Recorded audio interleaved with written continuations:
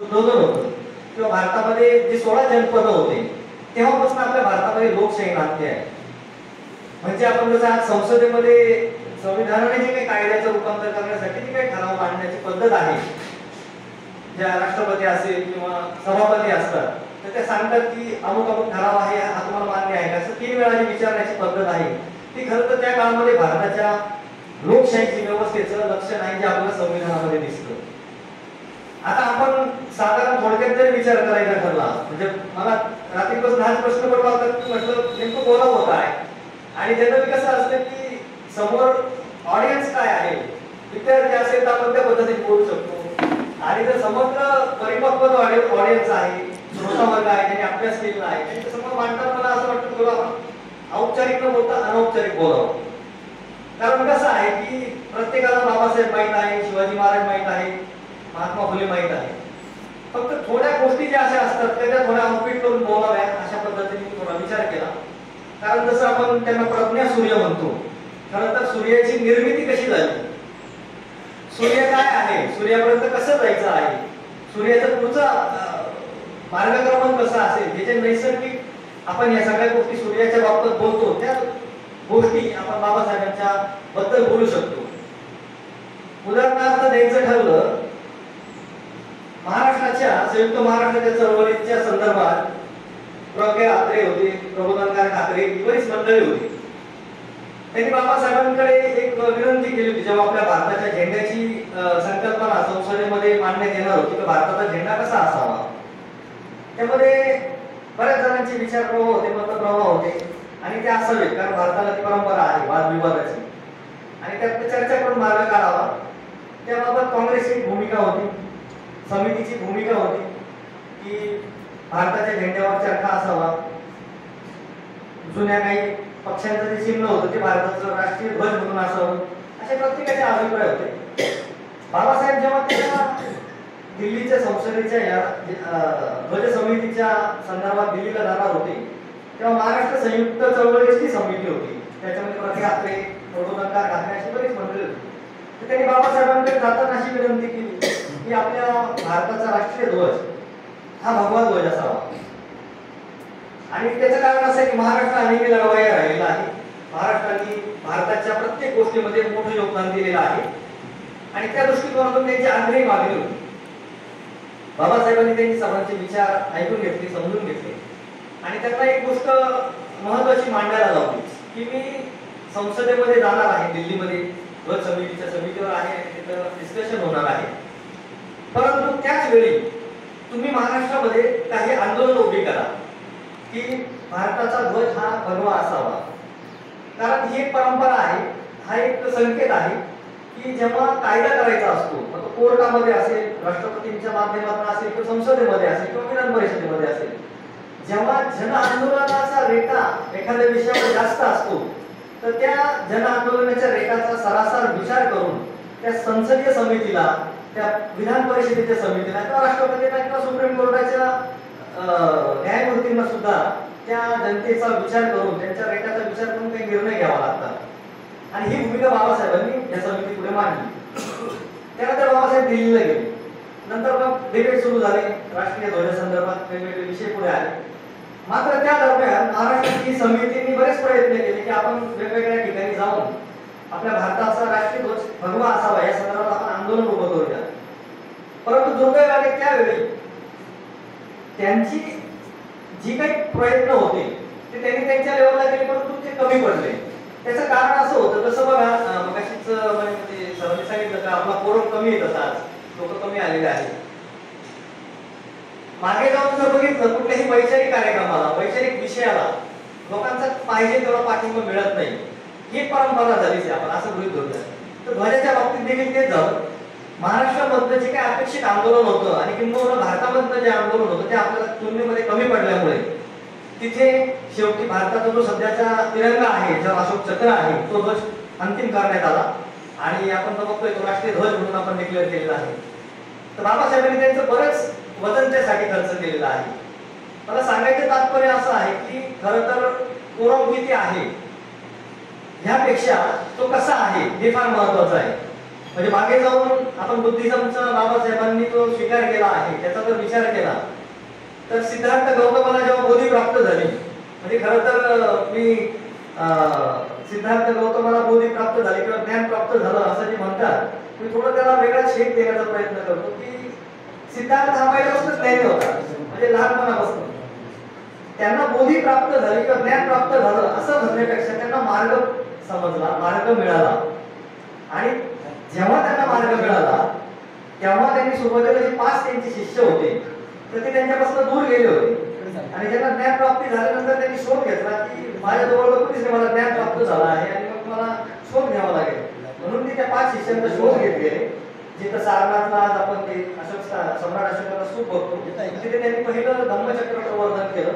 त्यांनी समजून सांगितलं आर्य सत्य आणि खरं तर आज आपण वैचारिक कुठल्याही कार्यक्रमांचा विचार केला तर हीच परिस्थिती आहे की आपल्याला त्या तुलनेत दर्जा अपेक्षित मिळत नाही किंवा लोक कमी असतात.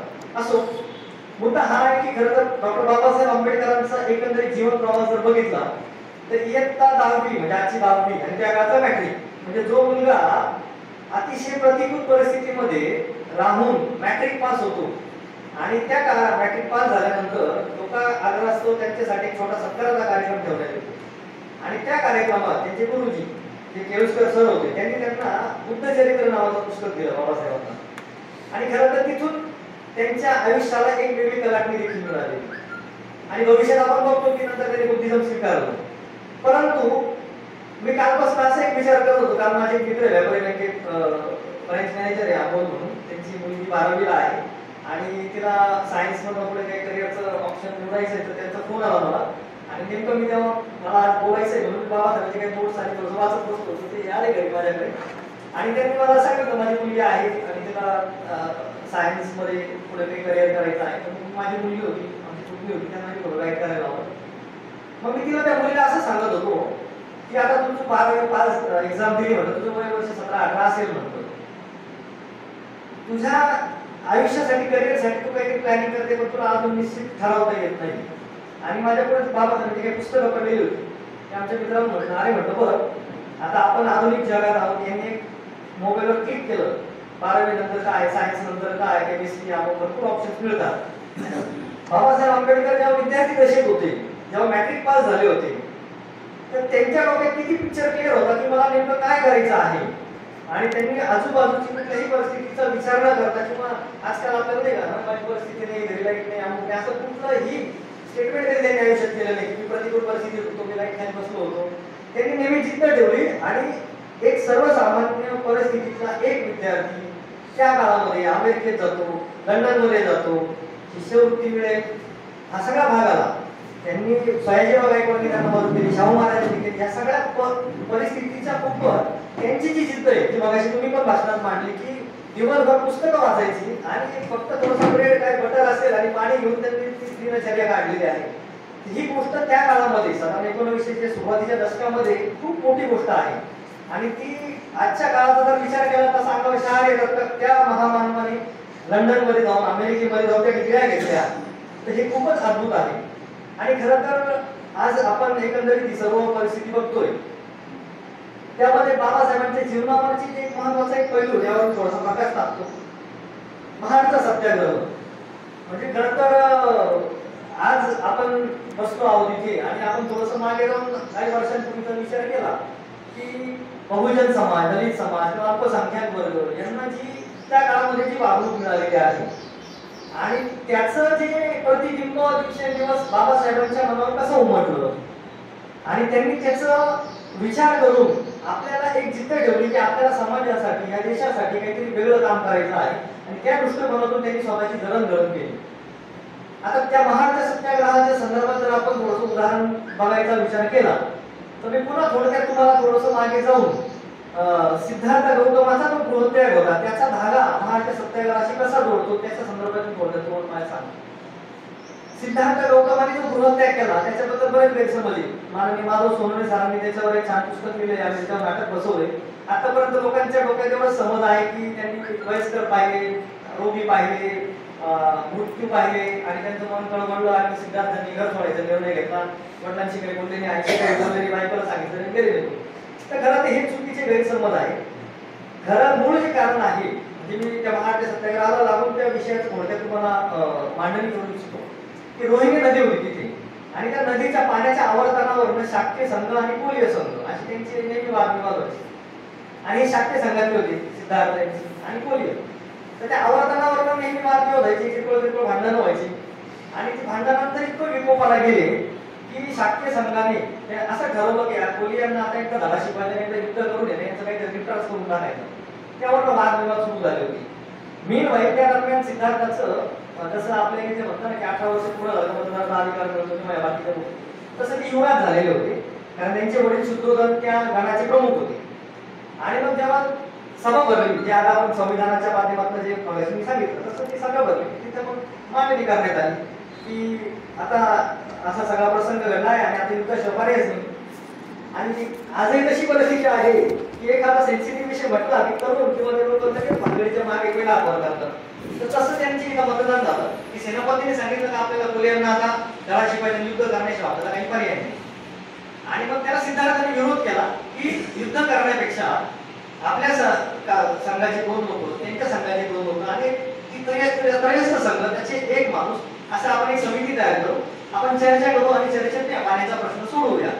त्याला सगळ्यांनी विरोध केला आणि मग मतदान झालं. ज्याला आपण लोकसभेत विधानसभेचे मतदान घेतो, आवाजी मतदान किंवा बहुमत, त्या मतदानामध्ये सेनापतीने अशी घोषणा केली की युद्धाच्या बाजूने कोण आहे आणि युद्धाच्या विरुद्ध कोण आहे. युद्धाच्या बाजूने बरेच लोकांचे हात वरती होते आणि सिद्धार्थ अल्पमतात केला.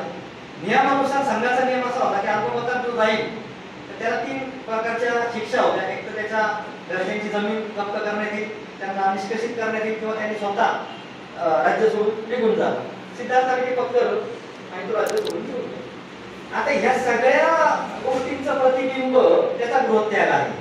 त्याच्यामध्ये एखाद्याला गरीब दिसला, आजारी पडला असं दिसलं आणि त्यांनी गृहत्याग करण्याचा निर्णय घेतला. आणि तो गृहत्याग का केला? का त्यांना दुःखाचा शोध घ्यायचा होता आणि त्या दुःखाच्या शोधासाठी त्यांनी गृहत्याग केला. मग त्यांनी त्यांच्या वडिलांची आईशी चर्चा केली. त्यांची बायको यशोधरा ती खंबीरपणे त्यांच्या पाठीशी उभी राहिली. तेव्हा त्यांचा मुलगा जो राहुल 1च महिन्याचा होता आणि त्यांनी त्यांचा निर्णय घेतला. तिने पण तेच सांगितलं बायकोने की तुम्ही दुःखाच्या शोधात निघाला आहे, लोक करण्यासाठी माझा पाठिंबा, तुम्ही घरची काळजी करू नका, निघाले. आता त्याचं प्रतिबिंब जर आपण महाराष्ट्र सत्याग्रहात बघायचं ठरलं तर त्या काळामध्ये मुंबई असेंब्ली होती आणि मुंबई असेंब्लीमध्ये असा ठराव झाला होता की कुठल्याही शहरामध्ये, गावामध्ये, नगर परिषदेच्या अंतर्गत सरकारी ज्या त्या सेवा आहे त्यांच्या अंतर्गत जे तळं आहे पाण्याची पाणवाटे आहे ते सर्वांना पिण्यासाठी खुले करण्यात आलेले आहे. आणि कोले समितीचा तो ठराव होता त्याच्यामध्ये असं सांगितलं होतं की महाडचा पण जे तळं आहे ते लोकांना पाण्यासाठी सर्वांना खुलं करण्यात आलेलं आहे. आणि नियमानुसार त्या पद्धतीने काही दिवस काम चाललं. परंतु महाडमध्ये काही मनुवादी लोकांनी ह्या तळ्यावर पाणी पिण्यासाठी अस्पृश्यांना विरोध केला आणि नंतर संघर्ष सुरू झाला. मग पाणीच प्यायचं नाही, मग आम्ही म्हणू तसंच करणार. त्यानंतर जेव्हा ही घटना बाबासाहेबांना कळाली, बाबासाहेबांना एक संधी हवी होती की ह्या माध्यमातून आपल्याला अस्पृश्यांसाठीच नव्हे तर सर्वसामान्य जनतेला समतेचा कसा आपल्याला अधिकार देता येईल, तो कायदेशीरपणे कसा देता येईल या संदर्भात बाबासाहेबांनी निर्णय घेतला की आपल्याला महाराष्ट्र सत्याग्रह करायचा नाही. म्हणून बाबासाहेबांनी त्या समितीची स्थापना केली. तिथे त्या समितीमध्ये फक्त बहुजनच नव्हते, अस्पृश्य नव्हते, ब्राह्मण होते, सर्व जाती धर्माची लोक त्या समितीमध्ये होती. आणि त्यांनी निर्णय असा घेतला की आपल्याला चौदार करायला जायचं, रीतसर कोले समितीचा जो ठराव आहे तो आपण तिथे त्या कलेक्टरांना निवेदन द्यायचं की ह्या ठरावाचं तुम्ही अंमलबजावणी का करत नाही आणि त्याचं आम्हाला उत्तर द्यावं. आम्ही तुमच्या उत्तराची वाट पाहू. तुमचं उत्तर जर समायोजित नाही आलं तर आम्ही त्यानुसार सत्याग्रह करणार. जे आपण आज कलेक्टर ऑफिसला निवेदन देतो वगैरे तो नियम आहे, तो संसदेचा आहे. तेव्हा संविधान पण निर्मिती नव्हती झाली. परंतु ते विचार बाबासाहेबांच्या डोक्यात जे होते ते संविधान निर्मितीच्या अगोदरचे होते आणि ते संविधान निर्मितीच्या अगोदरचे विचार प्राचीन भारताच्या लोकशाही परंपरेला आलेले होते. त्यामुळे त्यांनी ते पद्धतीने ते निवेदन दिले, कलेक्टरांना निवेदन दिलं, त्यांनी वाट बघितली. त्या महाराष्ट्री काही लोक जे अस्पृश्यांच्या पाण्याच्या स्पर्शाच्या विरोधात होते ते तिथे जाऊन त्यांनी हे केलं. त्यांनी आम्ही यांना पाणी भागवून देणार नाही, पाणी दूषित होईल वगैरे वगैरे त्यांनी जे मांडणी केली. त्यानंतर बाबासाहेबांनी ठाम निर्णय घेतला की आपल्याला संविधानिक मार्गाने आपण आता निवेदन केलं आहे त्यांची वाट पाहिली आहे. आता आपल्याला सत्याग्रह करावा लागेल. मग पुढचा इतिहास तुम्हाला माहितीच आहे की तिथे महाराष्ट्र सत्याग्रह झाला. त्यामध्ये बाबासाहेबांनी पाण्यासोबत सर्वांना पाण्यासाठी जो हक्क दिला. खरं तर बऱ्याच लोकांचा गैरसमज असा असतो की अस्पृश्य म्हणजे फक्त पर्टिक्युलरली महार किंवा कुठली तरी अल्पसंख्याक जात, परंतु मनुवाद्यांच्या दृष्टीने ब्राह्मण सोडून सगळेच अस्पृश्य आहे, सगळे क्षुद्र आहे.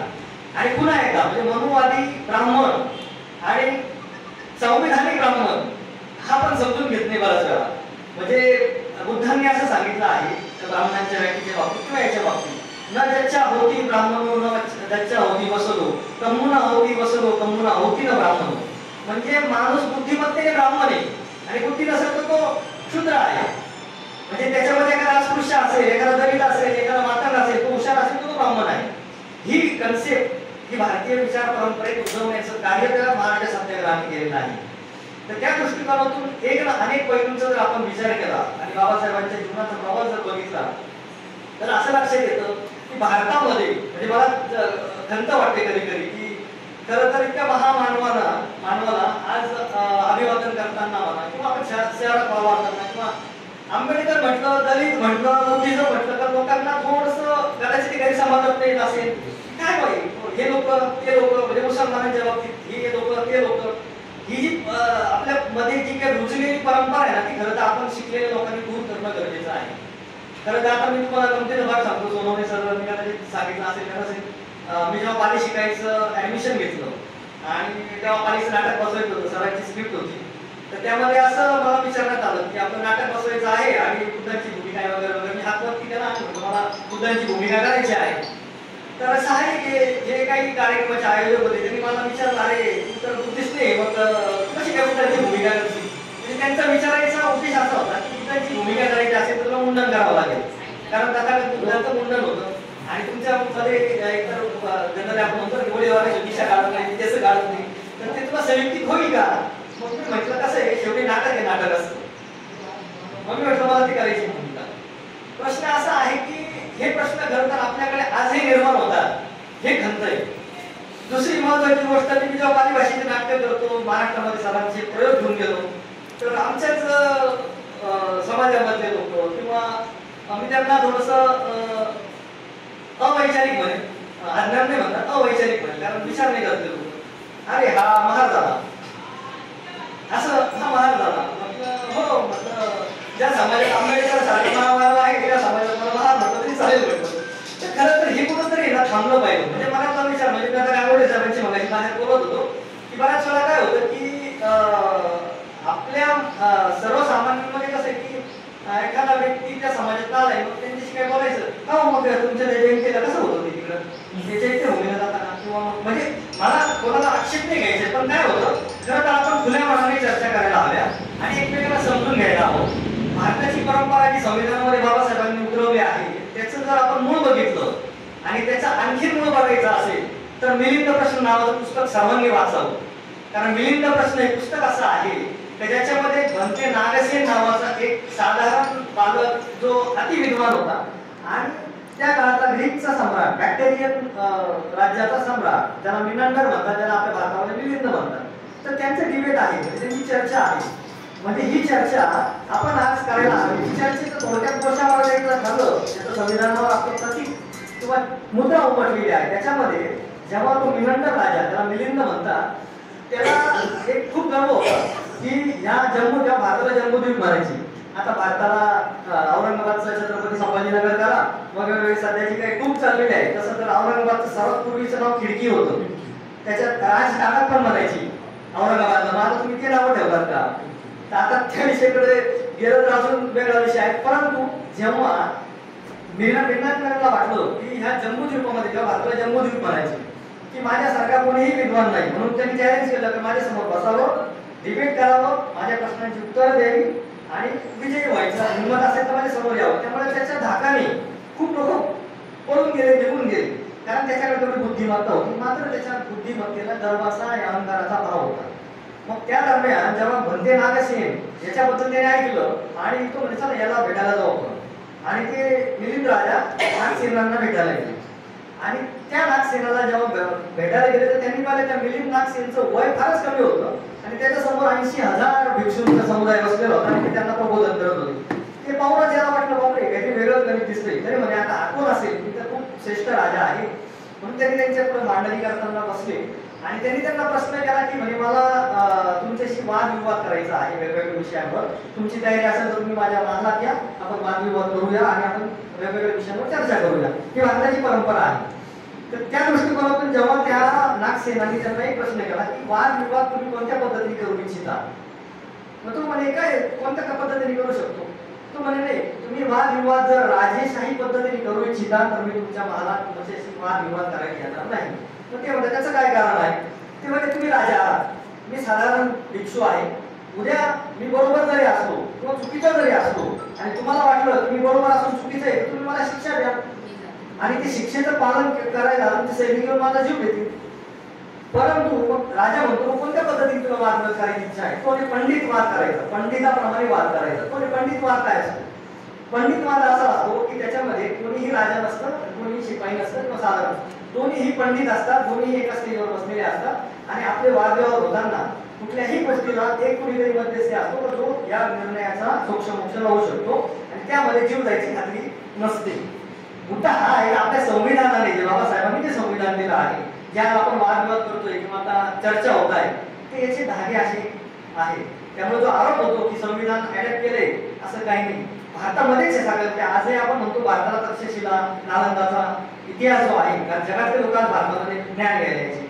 त्या ज्ञान सूर्याच्या आजच्या जयंतीमध्ये आपण जेव्हा चर्चा करतो आहोत तर संविधानाने दिलेला अधिकार आहे आपल्याला. खरं तर संविधान म्हणजे महाराष्ट्र सत्याग्रहाचा थोडक्यातला विषय बघायचा होता की त्या दिवशी म्हणजे 19 मार्च 1927 दरम्यान जेव्हा महाराष्ट्र सत्याग्रह झाला त्यानंतर रायगडाच्या पायथ्याशी मनुस्मृतीचं दहन करण्यात आलेलं आहे आणि त्या मनुस्मृतीचं दहन करताना फक्त काही अस्पृश्य समाजाचे लोक नव्हते, त्याच्यामध्ये ब्राह्मण सर्व जातीचे लोक होते. आणि मनुस्मृतीचं दहन करण्याचं कारण असं आहे की मनुस्मृती तुम्हाला जीवन जगण्याचा अधिकार देत नाही, समतेचा अधिकार देत नाही. हा विषय तो संविधानाने आपल्याला दिलेला आहे. आणि संविधान हा आपण जरी म्हणतोय खरं तर मी माझ्याशी मला असं वाटतं की शाळेतल्या विद्यार्थ्यांना जो नागरिक शास्त्र आपण हे सगळे शिकलो आहोत की इतिहास 90 मार्काला असेल तर नागरिक शास्त्र फक्त 10 मार्काला असायला हवं. खरं तर नागरिक शास्त्र हा विषय 100 मार्काला असायला हवं. आज तुम्हाला इतर काही गोष्टी नाही कळल्या तरी चालतं, तुम्हाला संविधान कळलं पाहिजे. कारण जर तुम्हाला पोलिसांनी धरलं तर तुम्हाला काही पण खोटं नाटक सांगतो, तुम्हाला धमकावतो, पैसे काढतो, तुम्हाला तेच संविधान माहीत असेल तर तुम्ही त्याला 4 प्रश्न विचारू शकता. तर हे प्रश्न विचारण्याची प्रवृत्ती दिली त्या महामानवाने दिली जी संविधानाने दिली आहे. त्यामुळे आज बाबासाहेबांचे आपल्याला अनंत उपकार आहेत. आणि महत्वाचं बऱ्याच वेळा काही गोष्टींचं तुलना होते. म्हणजे खरं तर छत्रपती शिवाजी महाराज हे ऐतिहासिक काळात घडलेले महापुरुष आहे. आजही बाबासाहेबांचे जर काही पत्र पाहिले तुम्ही त्याच्यावर बाबासाहेबांची पत्राची सुरुवात जय शिवराय नावाने असायची. आणि आपण बऱ्याच वेळा असं होतं की आज जे वादविवाद करतो आपण की शिवाजी महाराज बाबासाहेब हा ती तुलना होऊ शकत नाही. ते ऐतिहासिक महापुरुष आहे, हे आधुनिक महापुरुष आहे. मग अशी फुलेंचा विषय आला, महात्माजी फुलेंचा. म्हणजे बाबासाहेब आंबेडकरांनी जे 3 गुरु मानले आहेत त्यामध्ये अध्यात्मक गुरु त्यांनी तथागत बुद्धांना मानलेला आहे, वैचारिक गुरु कबीरांना मानलेला आहे आणि राजकीय गुरु त्यांनी महात्मा फुलेंना मानलेला आहे. तर महात्मा फुलेंची आता जयंती झाली 11 एप्रिलला. खरं तर महात्मा फुलेंबद्दलही बऱ्याच गोष्टी अशा आहेत की त्या काळामध्ये 1800च्या दशकामध्ये ब्रिटिश कमिशन समोर जाऊन त्यांनी भारताची आर्थिक परिस्थिती, शेतकऱ्यांची परिस्थिती, सामाजिक विषमता यावर जी मांडणी केली त्याला तोड नाही. आज आपल्याला कायदा आहे, संरक्षण आहे, आधुनिक जग आहे तरी आपण घाबरतो की नाही, आपल्याला सत्य बोलायला भीती वाटते. खरं तर आपण कोणाचा हृदय विलास आहे. त्या काळामध्ये महात्मा फुलेंसारख्या महापुरुषांनी विविध विचार मांडून भारताच्या समतेची जी पाया रोवला, स्त्री शिक्षणाचा तो पाया रोवला, याची पुढची जी पायरी आहे ती बाबासाहेबांनी पुढे नेलेली आहे.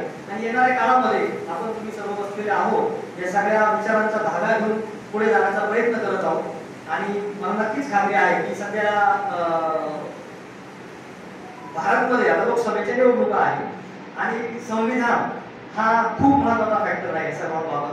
तर त्यामुळे आपण एक संविधानिक दृष्टिकोनातून विचार करून त्या संविधानासाठी मतदानही केलं पाहिजे, लोकांपर्यंत तो विषय पोहोचवला पाहिजे. आणि बाबासाहेबांचं योगदान या भारतासाठी फक्त तेवढंच नाही.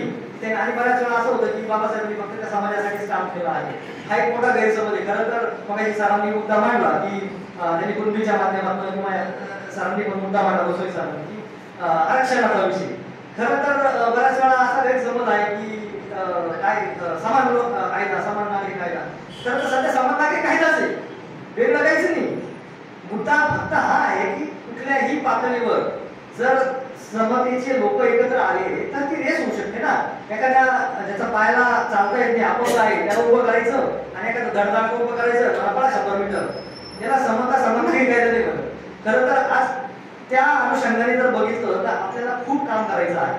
म्हणजे भारत स्वातंत्र्य होऊन आता 75 आपण साजरा करतोय, अमृत महोत्सव ज्याला म्हणतात. खरं तर सध्या वेगवेगळे टायटल त्याचं ट्रेंड आहे. तर त्या दृष्टिकोनातून जर बघितलं तर आता समतेच्या दृष्टिकोनातून आपण एकमेकांना सोबत घेऊन पुढे जाण्याची गरज आहे. आणि मला असं वाटतं संविधानाने आपल्याला पहिल्याच याच्यामध्ये दिलं की आम्ही भारतीय, कारण आपण we the people of India हे जे वाक्य आहे तेच एक सार आहे की आपण सर्व एक आहोत. आणि खरं तर प्रगतीच्या वाटेमध्ये बाबासाहेबांच्या विचारांना घेऊन आपण जेव्हा पुढे जाण्याचा प्रयत्न करू तर खऱ्या अर्थाने आपल्याला शिवाजी कळेल, खऱ्या अर्थाने आपल्याला फुले कळतील आणि खऱ्या अर्थाने बाबासाहेब कळतील. तर ह्या सगळ्यांच्या माध्यमातून आज आपण सगळे उपस्थित आहोत. आमचे शाळेतले सर, आमचे मार्गदर्शक प्रोफेसर सर पण आहे. आम्ही ग्रंथालयाचं सर काम बघायचं विचाराबाई शाळेत असताना आम्ही सरांकडे खूप पुस्तकं घ्यायचो वाचायला. आणि जसं म्हणतात वाचाल तर वाचाल. खरं तर बाबासाहेब हाच एक मंत्र आहे, हाच एक नारा आहे. ज्याला खरं तर भविष्यात प्रगती करायची आहे त्यांनी बाबासाहेब वाचावं एवढं मला असं वाटतं. कारण पुस्तकाशिवाय काहीच नाही. कारण त्यांनी सांगितले पुस्तक माझे गुरु आहे, पुस्तक माझे मित्र आहे, मला गुरु करायची गरज नाही. आणि आपण ती जर परिस्थिती अनुकरण केलं आणि ह्या युवा पिढीपर्यंत हा मेसेज पोहोचवला आणि आपण तसं कार्य करता, म्हणजे खरं तर तुमचा काय तो कोविड कट्टा, खरं तर मी कोविड कट्टा नाही म्हणणार आता, कारण 4-5 वर्ष झाले तो वैचारिक कट्टा आहे तो. आणि त्यात विविध लोक जोडले आहे. आज ॲडव्होकेट गायकवाड साहेब सारखे अध्यक्ष आहेत आणि ते चांगले सर्व शिकलेले लोक आहेत. त्यामुळे कौतुक वाटतं. आणि खरं तर मी कधी आमच्या मित्रमंडळींमध्ये आमची जेव्हा गप्पा होतात तुमच्यासारख्या तरुणांना मला असं वाटतं की म्हटलं अरे आपल्या जेव्हा पिढीच्या बाहेर जाऊ तोपर्यंत आपण तितकी निरोगी राहू का, किंवा आपली तेवढी वैचारिक लेवल राहील का. म्हणजे खरं तर तुम्ही सर्व आमच्यासाठी आज आदर्श आहात की आज सगळा वेळ काढून कुटुंब प्रपंचात तुम्ही रिटायर आहे, तुम्ही उद्योग व्यवसायातला आहे, तिथे येतात बसतात आपलं मन मोकळं करतात. खरं तर हृदय टाळण्यासाठी खूप महत्वाचं आहे तुम्ही एकत्र येऊन बोलतात. कारण काय हृदयावर जो ताण येतो तो खरं तर ते साचलेला असतो. ते साचलेलं पण काढण्यासाठी वादविवाद झाली पाहिजे. कुणी काही भांडलं त्यांचा अधिकार येतो, भांडू द्या त्यांना. हे वादविवाद झाली पाहिजे, ही चर्चा झाली पाहिजे, कारण ही भारताला परंपरा आहे. आणि या परंपरेला अनुसरून आपण जुन्या गोविंदाने बाबासाहेब आंबेडकरांच्या आजच्या 133व्या जयंतीनिमित्त एक संकल्प करूया की we the people of India, आपण भारतीय आहोत. मी प्रथमतः आणि अंतिमतः भारतीय आहे हा बाबासाहेबांचा मंत्र घेऊन आपण पुढचा प्रवास करूया. आपण मला इथे बोलवलं, बोलण्याची संधी दिली त्याबद्दल मी सर्वांचा ऋणी आहे. जय हिंद, जय हिंद, जय भारत.